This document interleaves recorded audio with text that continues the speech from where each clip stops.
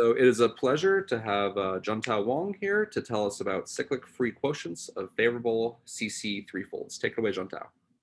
Okay, thank you. First, thank the organizers for giving me this chance to give a talk here. And today I want to talk about cyclic free quotients of favorable CC threefolds. And this is a work in collaboration with James Gray. So my talk will include the following three parts. First, I want to give the physics motivation of our work, and then give a short introduction of CCs, favorable CCs, and the free quotient of CC. And then in the second part, I will talk about how and why we can use character valued indices in checking fixed point freeness in scanning for free quotients of CCs. Finally, I will give the results of our scanning and the conclusion. So free quotients of Calabi-Yau manifold are very important in string model building and other contexts. They provide us with more possibilities for getting exactly the minimal supersymmetric set model spectrum and the right gauge group, and have been widely used in string literature. For example, as some I showed here, and also many others. So for CCs, which I will explain in a minute in the next slide, their free quotients can descend from the automorphism of the ambient space. Part of this kind of free quotients were manually found by Candelas and collaborators in 2008, and a full classification of them was done by Brown in 2010 by using the method of character valued indices to help judge the fixed point freeness. There are also works on classification of free quotients of Calabi-Yau manifold of other types. For example, classification of free quotients of Calabi-Yau as hypersurface in ambient toric fourfold was done by Andreas Braun and collaborators in 2017. In our work here, we want to classify all the cyclic free quotient of CCs, where the symmetry here involved descends from the ambient space of the recently found favorable configurations. Character valued index methods are very useful here because the favorable configuration metrics of CC are usually very big. And character valued index can really help us to speed the scanning. So first, let me review what is a CC threefold. Here, CC is short for complete intersection Calabi-Yau.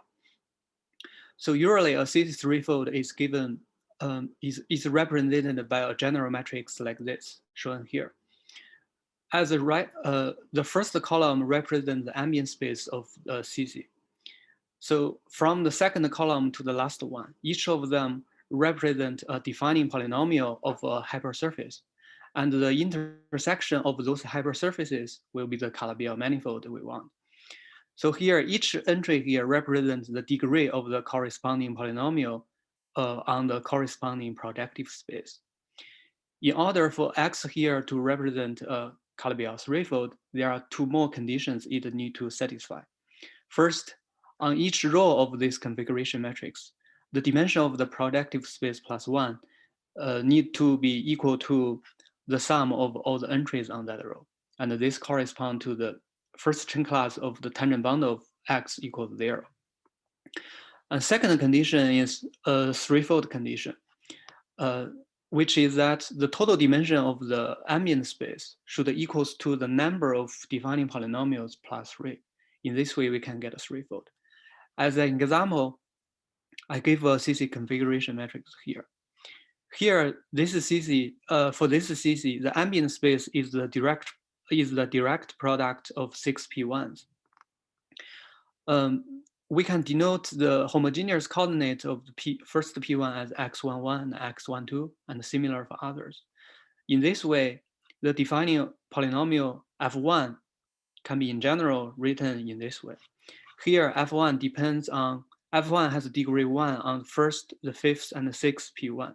So that's why for each of these monomial will depend on the variables from the first, the fifth, and the sixth projective space. Here, the C's are the coefficients which represent the complex structure of the Calabi-Yau manifold.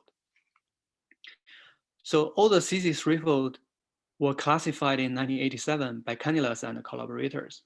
there are almost 7,800, 900 of them in total.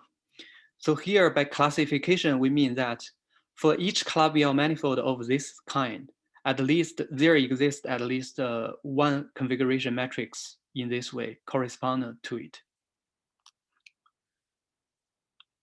Then what are favorable CC3 fold? Favorable CC are just CC with one more property that the second cohomology of it can be fully expanded by its ambient space scalar form restricted on the Calabi-Yau manifold.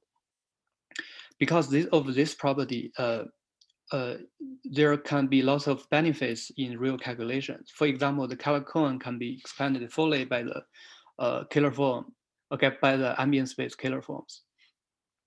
In the original CC list, there are almost 4,900 favorable CCs. A recent work by Laura Anderson and the collaborators in 2017 discovered that in the remaining almost 3,000 CCs, all of them but 48 can actually have a favorable configuration through a so-called ineffective splitting process. So here I will talk about what is a splitting process and then talk about what ineffective means. So for splitting process for Calabi-Yau manifold, if the original configuration matrix of CC is given here, here the curly A represents the ambient space of the Calabi-Yau, and small c represents a single column of in the configuration matrix, and the capital C represents the remaining submatrix. So for a Pn splitting of this Calabi-Yau manifold means that we split the single small c column into n+1 columns with the condition that if we sum over all these splitted columns, we will recover the original small c column. We also add a new row on the configuration matrix with a Pn factor in the ambient space. And for each newly splitted columns, the entry on this row is 1, identically.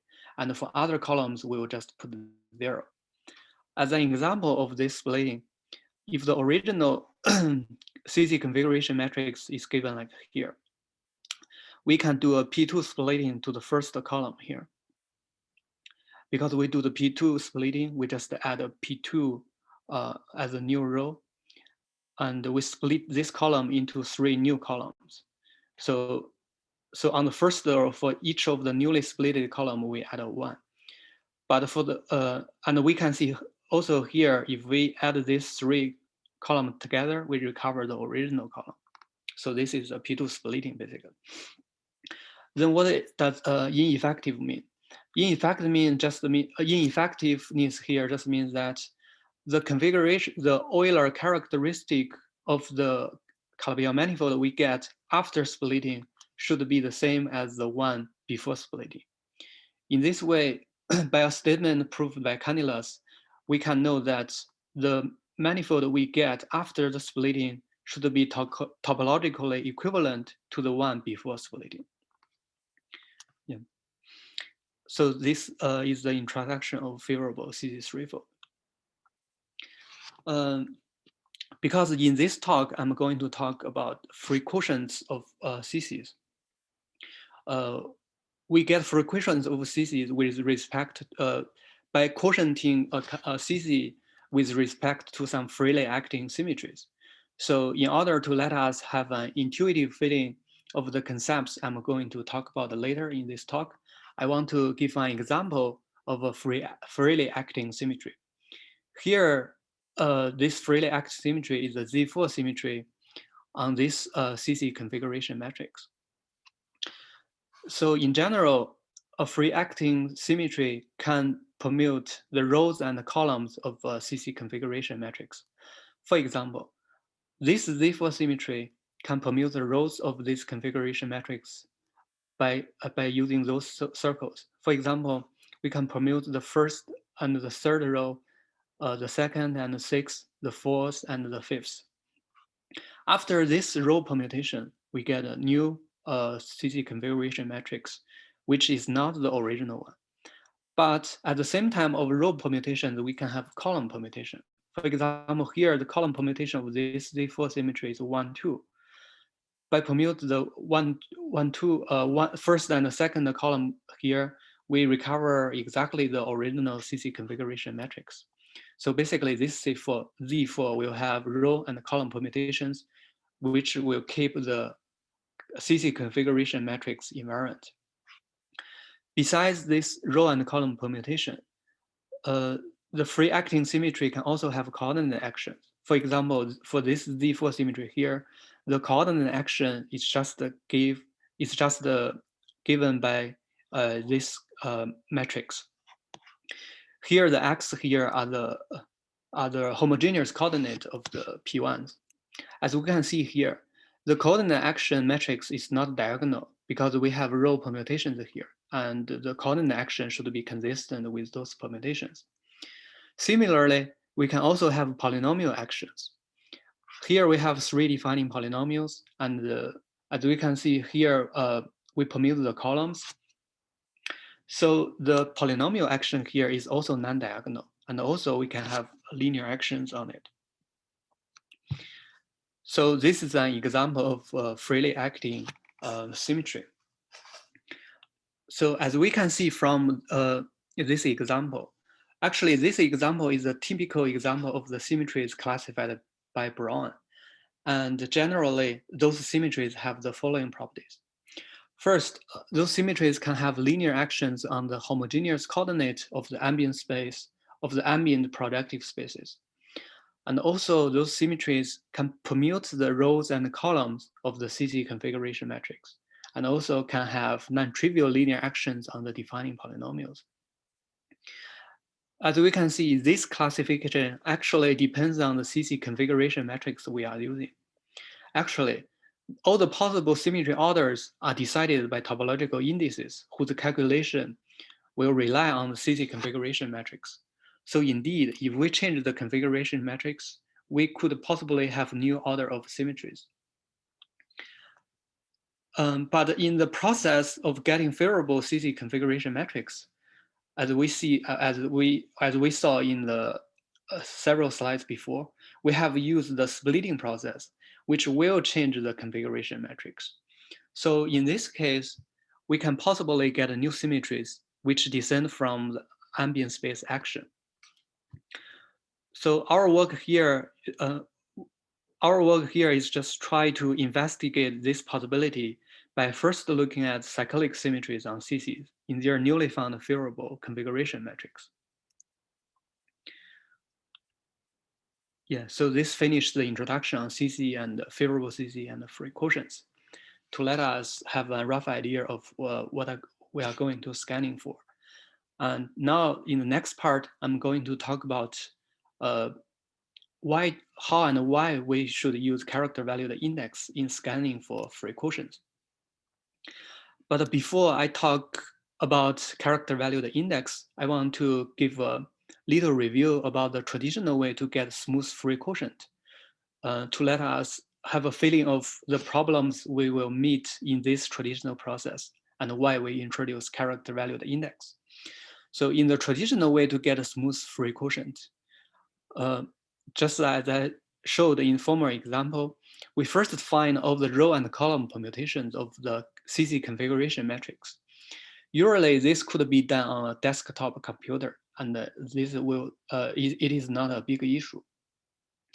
After this first step, we need to get all the possible linear actions on homogeneous coordinates and defining polynomials.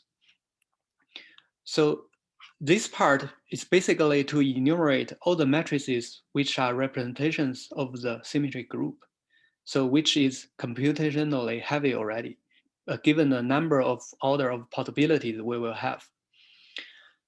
After get all the linear actions, we need to get the invariant defining polynomials under this action.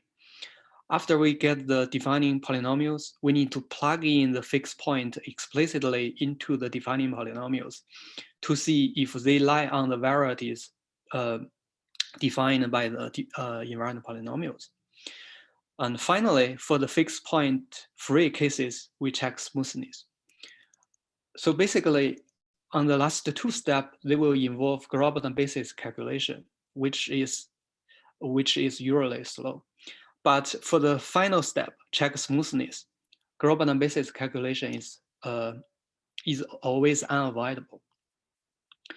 So as I showed here, I put the middle 3 steps in red because we met problems here.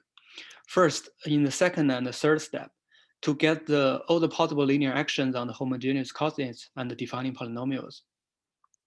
To get the explicit action matrices and the invariant polynomials is actually a very heavy work because the possibilities of symmetries we will going to scan is a very big number. For example, in normal CC, it is in order of 10 to the 10th. What worse is the following. If we check the fixed point explicitly, that will be really formidable because if we do grammar basis calculation here on polynomials of order 10 to the 10th, that will be very, very slow. So the question here is there a way out from this? And this is where Volcker came up with the idea of using character valued index to check fixed point freeness. So first, let me introduce what is a character valued index and why we can use it. So for a given finite order group capital G with group element small g, suppose small g's action on a Calabi-Yau manifold homogeneous coordinate is gamma g. Then for a G invariant line bundle L, there is an induced action on this line bundle. Furthermore, there is also an induced action on the cohomology group of L. Then character valued index is defined by Brown by using this formula. So clearly, as we can see, for G, the identity element, this character valued index is just the Euro-Euler characteristic because the induced action is just the identity. So, but for G, not the identity element, we can use the generalization of Lefschetz fixed point theorem to get a very strong statement about fixed point freeness of the group action. Basically, this statement is that if G's action is fixed point free, then the character valued indices of invariant line bundle with respect to this G should vanish. So actually, this is a very strong statement, even though it is just a necessary condition, but it can help us to check fixed point freeness very effectively, as we will see in the result later. Then how do we use this fact in the scanning process? The idea is the following. So here I list the traditional scanning process here. The red part are where we met problems. And let's see how we can solve them step by step. First, to get all the possible linear actions on homogeneous coordinate and defining polynomials is just equivalent to find all the representations of the symmetry group. And actually, this could be done equally by enumerate all the characters of the symmetry group. And here comes Brown's key idea. He devised a way to get the character valued index from those characters directly. So in this way, we can use character valued index of invariant line bundles to check fixed point freeness instead of plugging fixed points directly into the defining polynomials. So in this way, we can get an improved scanning process. In this improved scanning process, to find the row and column permutations is the same like before, but start from the second step, we have bigger changes. Instead of find explicit representations and defining polynomials, we enumerate all the possible actions on homogeneous coordinates and defining polynomials by using by enumerating all the characters of the symmetry group.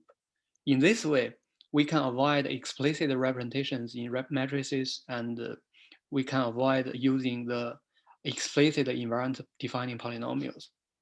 And this can save us lots of work.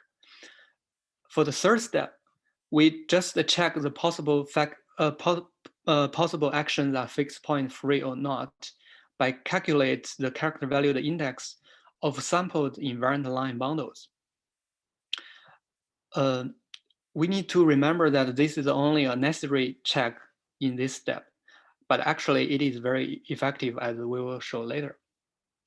So by using character valued index calculation, we can avoid global basis calculation at this stage. And there are only elementary manipulations of integers involved at this step. And it can save us lots of time and rule out lots of non-fixed point free cases. Finally, after we use character valued index for the checking, for what left, we do a sufficient check for the fixed point freeness, because the character valued index condition is only a necessary condition. Then finally, for what left, we will check their smoothness explicitly. So by using this improved scanning process, we went over almost the 3,000 manifold with the newly found favorable metrics. And here are some statistics. Out of those almost 3,000 manifolds with the new favorable metrics, around 1,400 of them could have a symmetry allowed by topological indices. After running the character value, the indices calculation, we found that there are 99 manifolds can have 257 possible fixed point free quotients. Here I said possible because the character valued index checking is just a necessary condition. But we can construct explicitly the symmetry action and defining polynomial for those 257 possible fixed point free cases. After doing that, we found actually 230 of them are really fixed point free. So as we can see, to use character valued index to rule out non-fixed point free cases is very effective. So out of 257, only 27 of them are non-fixed point free. So this statistics shows the to use character valued index is very effective actually. Also, as we know before, symmetries classified by Brown actually depends on the configuration metrics. And what we found actually explicitly confirmed this. First of all, in the original CC list, there are lots of symmetries without row and column permutations, basically only toric actions on homogeneous coordinates. For CCs in their newly found configuration, there's no symmetries of this kind. So basically, there are symmetries in Brown's list that cannot descend from the newly found favorable configuration. But we also find new symmetries. For 54 of the fixed point free quotients, their normal configuration partner even don't have a symmetry with the same group order. So if these 54 new quotients are smooth, then they are brand new symmetries of CC. So up to now, we found 33 of them are smooth. So therefore, we found new symmetries that are not in Brown's list as well. And basically, they are brand new symmetries of CC. So here, for the 54, all the 54 possibilities, I just finished the smoothness check for 33 of them. The reason for this is that because we use splitting process to get the favorable configuration, usually the favorable configuration is much more bigger, and we need some techniques, some tricks to finish the smoothness checking, which I won't say the detail here, but I will. But it will be on the future paper we publish. So as an example of this new symmetry, for this CC configuration matrix in the normal CC list, it doesn't have any free acting symmetries. So it doesn't have any free quotient. But its favorable cousin, which is way more bigger by splitting, indeed has an order 2 symmetry with row and column action shown here. And this is a new symmetry. And there are 33 similar of them in the newly found symmetry list. Besides those symmetries which cannot descend and which show up as new symmetries, there are also symmetries that can descend to normal CC. For example, for this CC configuration matrix in the normal CC list, it has an order 3 action with the row permutation permute the first 3 rows of it. By using a P2 splitting, we can get its favorable cousin. Basically, we add a P2 row and split the first column. The favorable CC also has an order 3 symmetry with these two permutations. Basically, we can see it will permute the rows 2, 3, and 4. And it can also permute the columns, the first 3 columns. As we can see here, this single column will split into these 3 columns.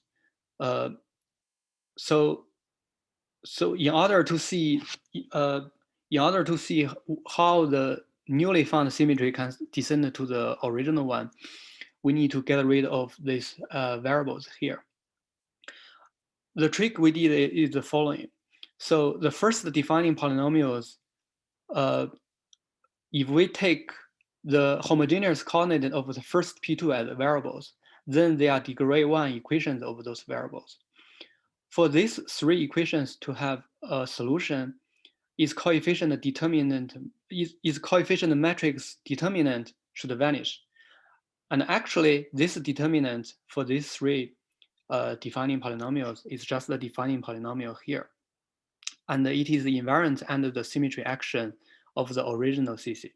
So basically, from this point, we can see that the newly found symmetry can descend to the normal CC. Yeah, so here comes to my conclusion and the future work directions. First, Brown's method, as we saw, is very effective in checking fixed point freeness. And then, as we can see in the result, symmetries of CC that descend from actions of their ambient space are related to their configuration metrics. And indeed, we find new symmetries of some CCs in their favorable configuration. In the future, we'll be releasing an easy-to-use database for the final symmetries in a simple form, which can be used for any desired application. We can extend to non-cyclic groups in the next step in future work. We can also study the free quotient of GCCs, which have a similar construction by using the same method. Thank you very much for your attention. All right, thanks very much, Juntao, for the very nice talk. Let us all thank Juntao with our clap emojis. Let me find mine. Thanks. Clap. Our first question comes from Craig. Hi, yeah, thanks for Hi, Craig. this nice talk. I was curious, so it seems important that you either have a favorable configuration or the CC is favorable, but I wasn't quite sure what this means physically. So why is favorable important, or what restriction does that give you from like a physical point of view? Actually, for favorable CCs, basically in the real calculations, they will be more convenient. For example, the killer cone can be expanded by the killer forms of the ambient space. Mm-hmm. Yeah. And also line bundles on those people can be classified by integers directly. Yeah.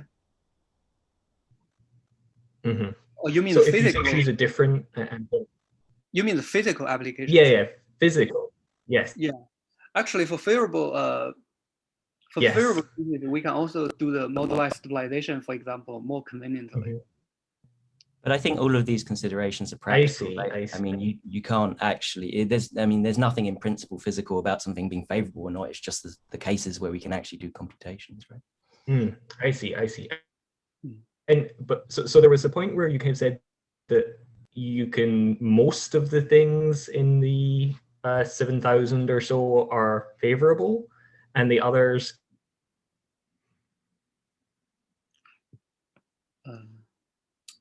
can be, or a lot of the others can be physical change, or is that or is the physics not sensitive to like choice of favorable or not presentation? Sorry, Craig, there is a little stark, so I didn't get your question completely. Can you repeat it again? Sorry.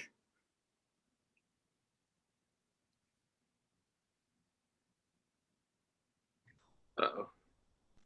Sorry. So at some point you say you can put them into a favorable configuration. Is that something which changes, say, the physics of that compactification, or is that just a nice sort of mathematical property?